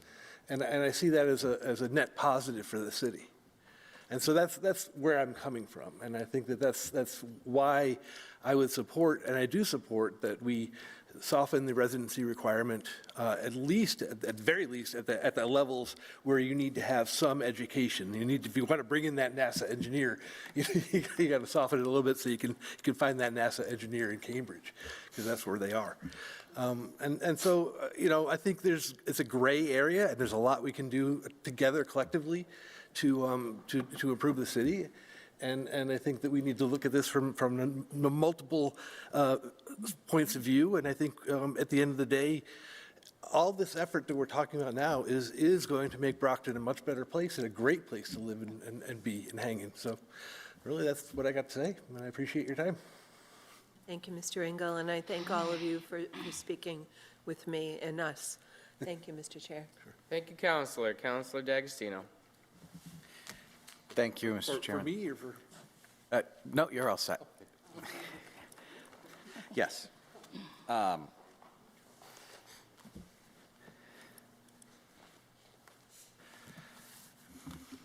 thank you for being here and answering our questions and working with us on this. You know, I've sat and I've had a chance to listen to a lot of my colleagues and their thoughts on this. You know, and honestly, my first thought when this came up tonight was, you know, I'm an employer. I don't get to tell my employees where to live. But I don't pay their salaries with taxpayer dollars either. And that's what's different here is that these are taxpayer dollars paying these salaries. What I'm curious about from you, and so before I get to that, you know, and I agree with, I believe it was Councilor Rodriguez that mentioned there was a referendum on this. The people made their voices heard on this, and if we were to go the other way, I feel like we'd want to have them make their voices heard again to say, we wanted it before, we don't now. Since it was important enough to get the voters' input to begin with, it should be important enough to get it when we're considering maybe not doing this. And the other thing is if you're having trouble filling a position, the council can waive residency. I mean, we can waive that requirement when it's appropriate, and obviously there would need to be sufficient evidence to show that there was a good faith effort and it wasn't possible. So there is, I feel like there's a mechanism in place for when we really can't get a qualified candidate for a position, right? Because we can waive that when it's appropriate. So I guess what I'm wondering, and the Brockton preference thing, I feel like that should just be how it's done anyway. I don't care if they have a year to move here or not. Like, that should just be how it is anyway. But let's suppose, just for sake of discussion, because I'm curious, that that the residency requirement were to change and become a Brockton preference. What does that look like to you? Like, is there going to be a documentation process? Is it so many days it's open to only Brockton folks and then others can apply? Like, Right. I hadn't thought of a documentation. I mean, people apply and give their addresses, and so I take them at their word. That's where they live. I think the problem, largely because of the union contracts and the provisions in there, which already have people in certain departments, and again, kind of a tiered structure that I hadn't really thought about having a position only open to Brockton. I just don't know how that would kind of coordinate with all the various union contracts and their requirements. So to me, and we do it to some extent, if we have a position and we have, you know, people who are from Brockton, we'll say, hey, this person's a Brockton resident. And it's even, we don't have to worry about are they going to move or not, because they're a Brockton resident. We're assuming and hoping they'll stay in Brockton. And so we, you know, give them a preference, you know, anyway. And so really that's how, but at least there wouldn't be this, this issue, again, from a recruitment standpoint of saying, okay, is this person, we let them know you're going to have to, you know, right now there's a residency requirement, you're going to have to move into the city unless you get a waiver. There is a waiver, we tell them about that.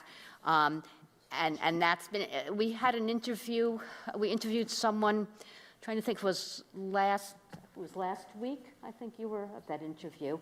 And the person, we had a lovely interview, but they indicated that no, I mean, they lived in a neighboring community, but they would not be able to move to Brockton within a year. They have a family in this other community. Brockton's expensive.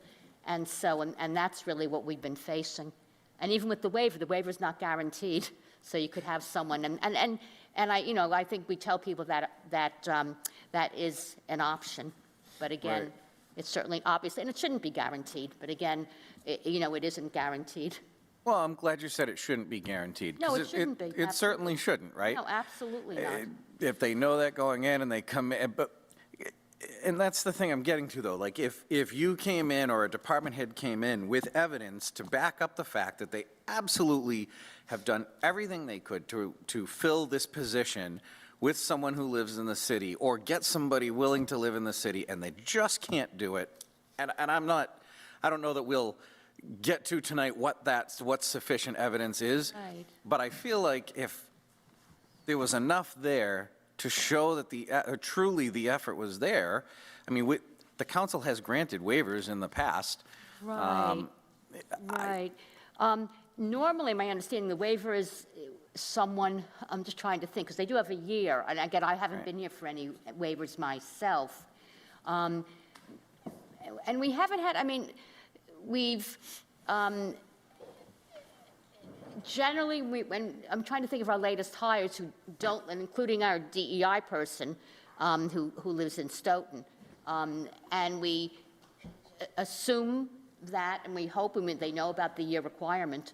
So, and at that point, if they felt that they either had special, because my understanding of the waiver is, or how it's applied, and correct me if I'm wrong, is that certainly that if there's a reason, it usually comes in, my understanding is more at the tail end, I could be wrong, as opposed to at the beginning of the year, that usually it doesn't come in right after hire, but I could be wrong, you know. Well, typically, yeah, it's somebody that, from what I've seen, and again, I've only been sitting here since January, so Like me. I couldn't speak 100% on the past, but I believe, and if one of my colleagues wants to correct me, that it usually seems to be, we're getting to the year, we maybe even went beyond the year, we better go ask the council for a waiver.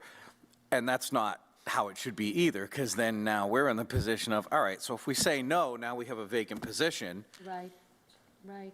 You know, so that, I don't think it's appropriate to, I'm not saying that that would be why you would do this, but I would feel like, geez, we're kind of being pressured into granting that waiver in that scenario. You know, why not bring the person in at the beginning of the process, or, so that, again, if you need a waiver, I think what I would look for is, can you demonstrate to me that the effort was there to try and find someone from Brockton? And again, if you can't, it's the rocket scientists, it's the, you know, whatever the need is that's a very specific niche need, and there was an effort, okay, fine. I don't know. I just feel like, and it would be one thing, I guess I'd be more open to this if we were looking at waivers left and right, and every other week somebody was in here because we just couldn't find people and we needed to grant all these waivers. But, I mean, I've been here since January, and we haven't had one that I can remember. No, absolutely, absolutely. Oh, I'm sorry, you, oops. I think you were the one that anyway, my point is just that, I mean, it seems like, you know, we should try the process we have first before we scrap it, right? And certainly, we brought that in by referendum, whether it was binding or not. If we're going to get rid of it, there should be a similar process. I guess that's what I'm trying to get to is, and use the process of getting a waiver that is there for those situations where we can't find the person we need. There's a process there. Okay, no, I understand. Just my thought. Thank you, Mr. Chairman. Thank you, Counselor. I would, before we go to a second round, I would like to echo Counselor Rodriguez in the over-requirement of qualifications. If that can be reviewed. I did the you know, I don't know if it's the state in some cases or the city that requires a certain level of certification or qualification, but sometimes we do lose out on good people because we do miss that.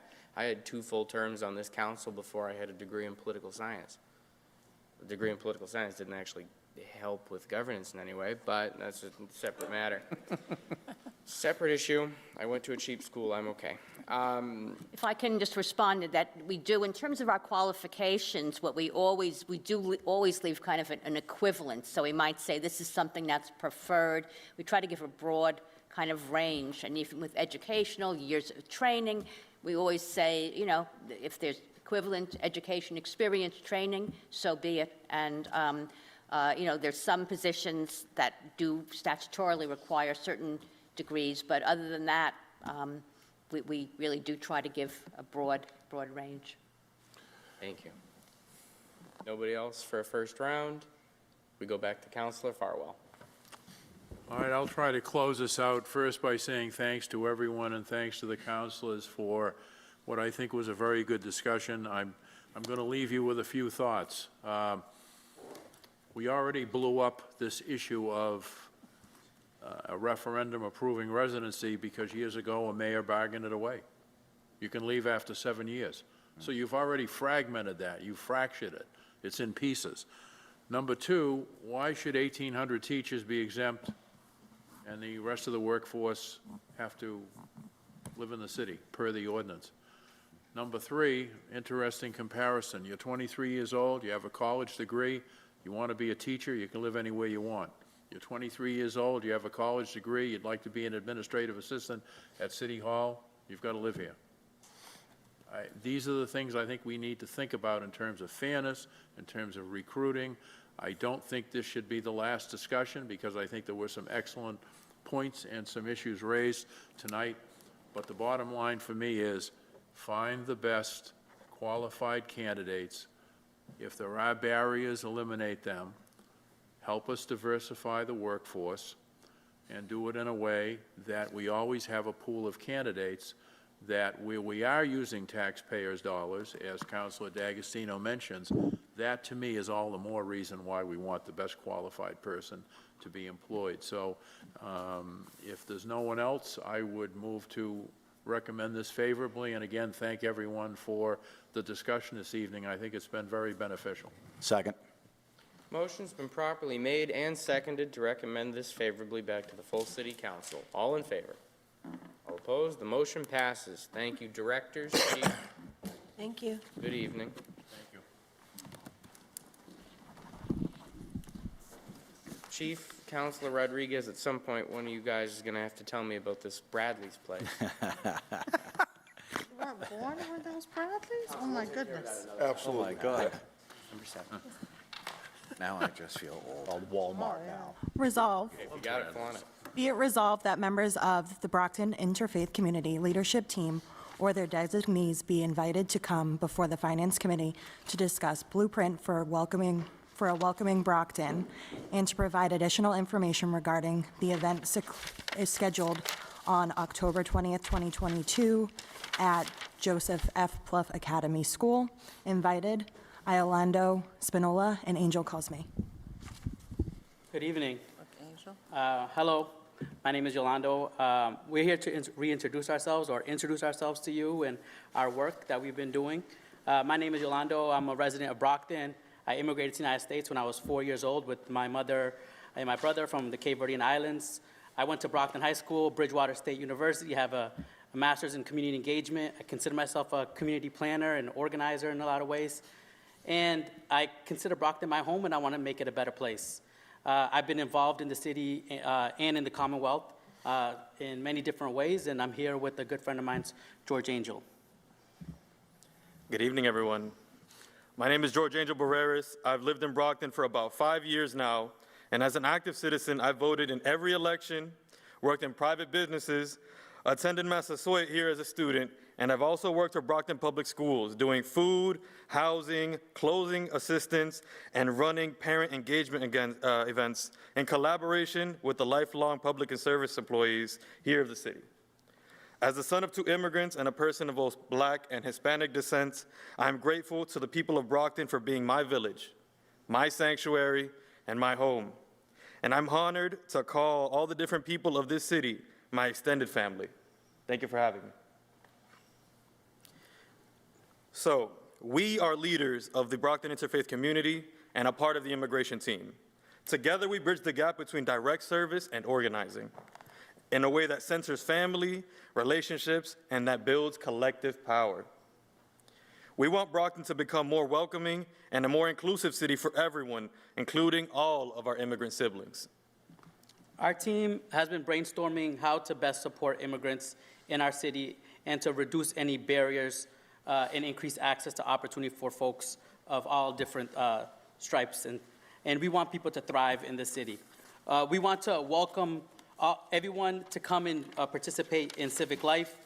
As local leaders, we know that you can play a significant role in helping to ensure Brockton is a place where people can thrive and where you want to call you into action and pull you into the work. To look at what can local government do in regards to services and in regards to our ordinances to make sure that immigrants are here and thriving in our city and doing what they can so that they can be all they can be for both themselves and our community. So last month, on October 20th, we hosted an event called A Blueprint for a More Welcoming Brockton, attended by our very own Councilor Jeff Thompson, as well as Councilor and now Representative Rita Mendez. Almost 300 participants convened for a conversation about what is needed to make Brockton even more welcoming than it currently is. We found a resource called the Welcoming Standards, and we are using this as a framework to help us think about the types of policies and practices that would benefit our community of immigrants. We also reflected on Brockton's strategic plan and stated values to find synergy around our shared goals. We believe that together, we, the community members of Brockton and our elected officials, can take action to make Brockton more welcoming for immigrants and all residents. Excuse me. It was a very successful event and an opportunity, and a great opportunity for community building. We lean into hard conversations about what can be done to accomplish for immigrants in our community. These topics are not easy, but they're necessary for our community to thrive and to be even a better Brockton. We believe Brockton could be better if we align our values with both our policies and our services. We plan to continue to have these conversations with local leaders like yourself to move Brockton forward so we can become more welcoming and inclusive. This year has been packed with citywide events and collaborations, and I want to acknowledge some of those public employees and officials I've seen really step up for all the people of Brockton. In collaboration with the Fuller Craft Museum, Councilor Rita Mendez, and a network of our food justice advocates, we are one step away from launching our first ever community refrigerator. These are the kind of efforts where Councilor Tavares and Councilor Teixeira, and hopefully others who are interested in working with us, can step into their power and join us. So please step forward and help us by leading by example. I'd also like to thank Senator Mike Brady, Representative Jerry Cassidy, Steve Novak, Jim Gordon, Fred Fontaine, Rasan Hall, and again, Rita Mendez, for participating in our candidates forum, where all who are running for office who attended were able to address our people at the Messiah Baptist Church. That was another bright spark of just what we're capable of when we come together as residents, in good faith of all political orientations. These successful collaborations highlight the need for a coalition effort. Brockton has the chance to lead the state and lead the country with this collaborative type of work. And the only real ask tonight is that you join us hand in solidarity with all of Brockton. The only question that is left is, will our elected city government get on board with us? Will you join us? Will you join us hand in solidarity? Our goal today is basically to reintroduce ourselves to you and call you into the work and have conversations. This is just a first step, and the meeting that we had, the event that we had a few weeks back was a first step to start to think about what can Brockton do to become more open and inclusive and welcoming. Yes, Brockton is a city of champions, and we have made lots of, we made a lot of progress, but there's still work to be done, and there's more that we can do. We would like to reach out to you to set up meetings and to have these conversations, to work together collaboratively, to think about what are the policies, what are those services that could best align us with our values and what we have in regards to the strategic mission of the city.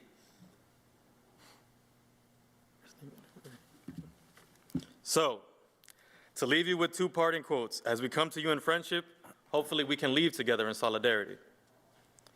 Quote, "Friendship multiplies the good of life and divides the evil," end quote. And as a final parting gift, I'll give you one more quote that I just learned this week. Quote, "The greatest good you can do for another is not just to share in your riches, but to reveal to them their own," end quote. All that's left to say is, will you join us?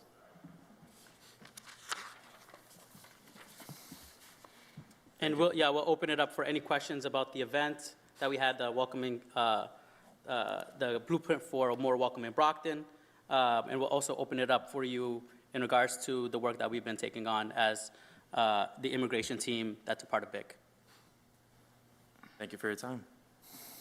Councilor Mendez came up a couple of times. This is your item. Do you have a question or a motion? Yes, and I just want to thank everybody for being here tonight, and know that this is your home. You don't have to wait until you're invited to come in. Really, just show up, be engaged, know what's going on in your city, and thank you for all the work that you guys are doing. And the community refrigerator, that's something that we're really looking forward, because there's a lot of need in the city, especially as the winter months comes. There's a lot of need for that. So we'll welcome any help that we can get from anyone, but thank you, everybody here. And I don't know if the other councilors have any questions. If not, then I see no other questions, Councilor. I was going to say make a motion if. motion to recommend favorably before Question right the. over here. On the motion? On the motion, Councilor? Mr. Chairman, I don't work obviously in immigration. We do have someone who is part of an organization that I think does quite a bit of work, and through you, I would like to ask if Councilor Rodriguez, because we're hearing a lot about how we're not aligning values and we're not doing this and that, perhaps Councilor Rodriguez could tell us about the Cape Verdean Association or other organizations. Are we putting forth an effort in this city to help other people who are coming here as immigrants and need services, whether it's adults, young people, and I mean, Counselor, you know far more than I do. So. It may be worth a follow-up resolve to bring in some of the community groups so they have time to prepare themselves a presentation or statements on the services they provide.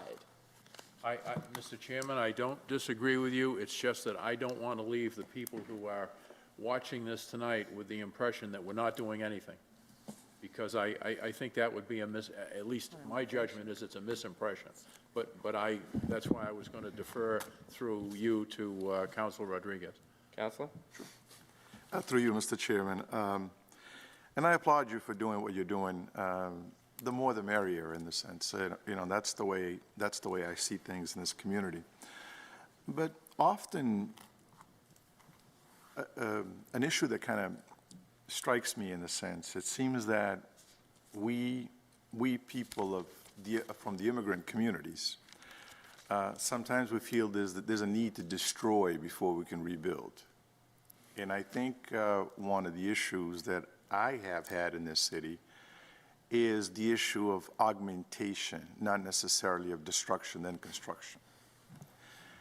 We spend a great deal of time talking about how this group's not doing this group's not doing that group's not doing this organization is not doing this.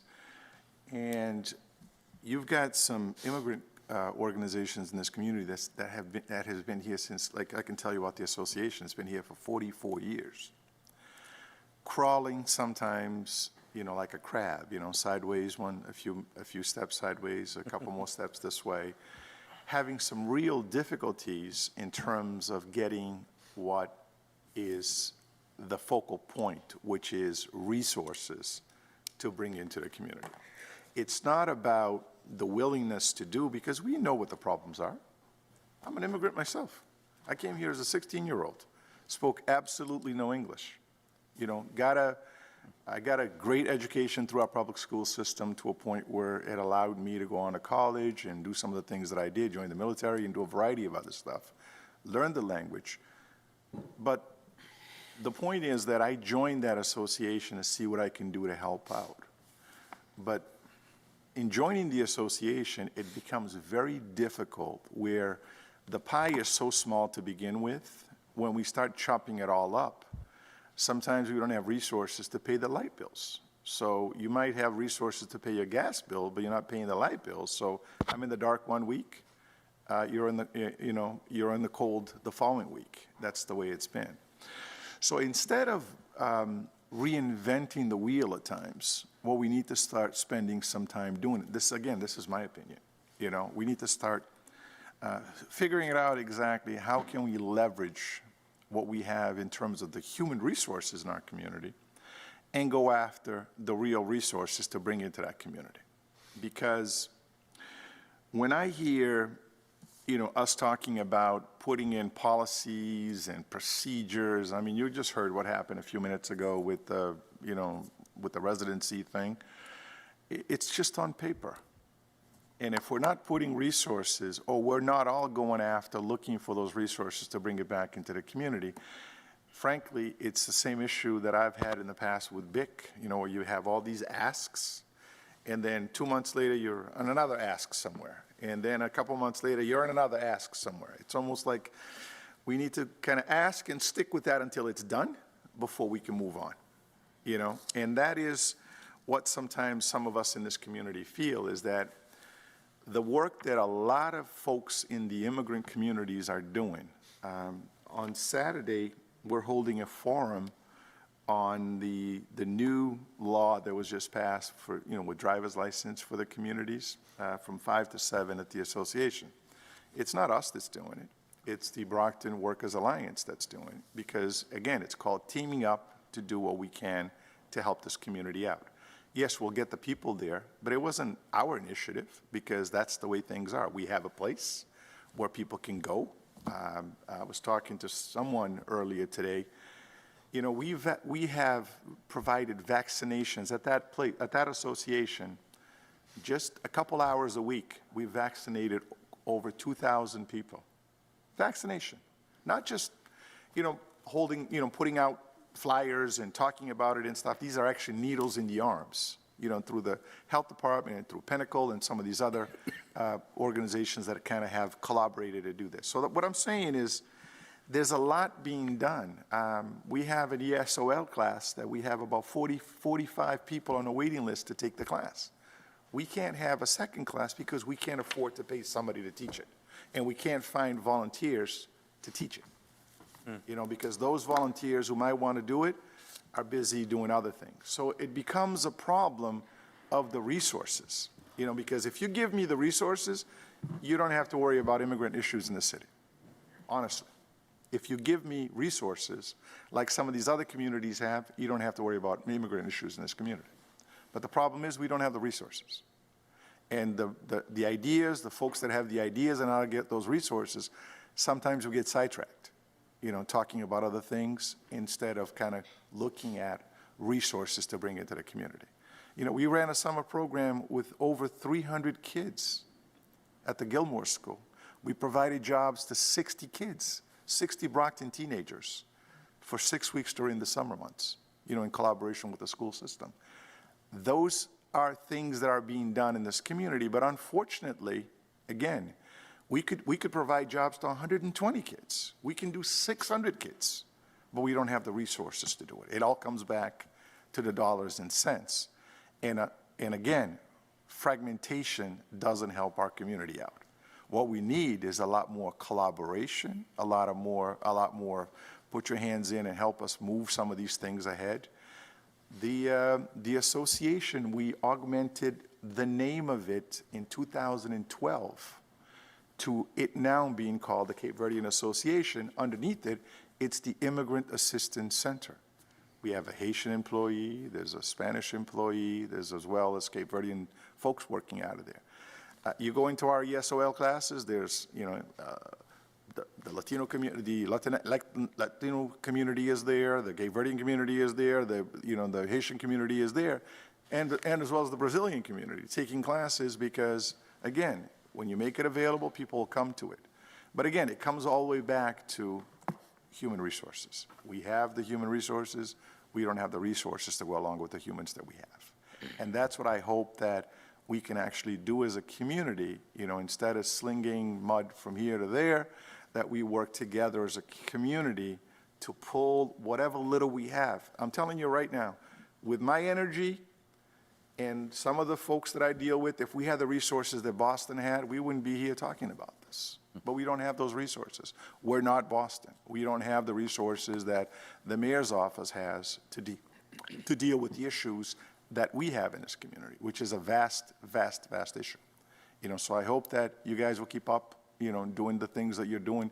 But keep in mind that there's a lot of organizations that are struggling to make ends meet, and sometimes they would do a lot better with the manpower up here to help them move forward. Thank you. Motion properly made and seconded on the floor to, I believe, refer this back to the council favorably. Counselor? All in favor? All opposed? Motion passes. Thank you. Thank you. Thank you. Mr. Chair, Counselor Nicastro. I make a motion to waive the reading of item number 8. Is there a second? Second. Motion's properly made and seconded to waive the reading of item number 8.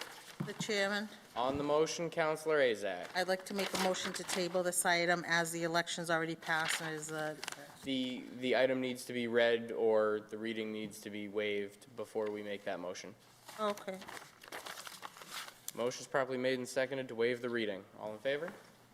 Opposed? Madam Clerk, the title. Resolve in support of the Fair Share Amendment. Counselor Azak, I believe you had a motion. Yes, to table this item as the election's passed. Second. Motion's properly made and seconded to table this item. All in favor of tabling? The item is tabled. Counselors, we've reached the end of our agenda. Is there any moments of personal privilege? Counselor Nicastro, followed by Counselor Azak. Thank you. Saturday evening, I attended the induction ceremony of the Brockton High School Athletic Hall of Fame. This organization has been around since 1970, and each year, interrupted only by the pandemic most recently, they induct a number of standout athletes into its Hall of Fame. And the inductees this year were Nicholas Palanzas, class of 76, Stephen Marciano, class of 90, Nathan Datlin, class of 1991, Peter Harris, class of 97, Wagner dos Santos, class of 2003, Michael Gomes, class of 2008. He was also the valedictorian of his class. Dominique Williams, class of 2010. Vanessa Clairvaux, class of 2012.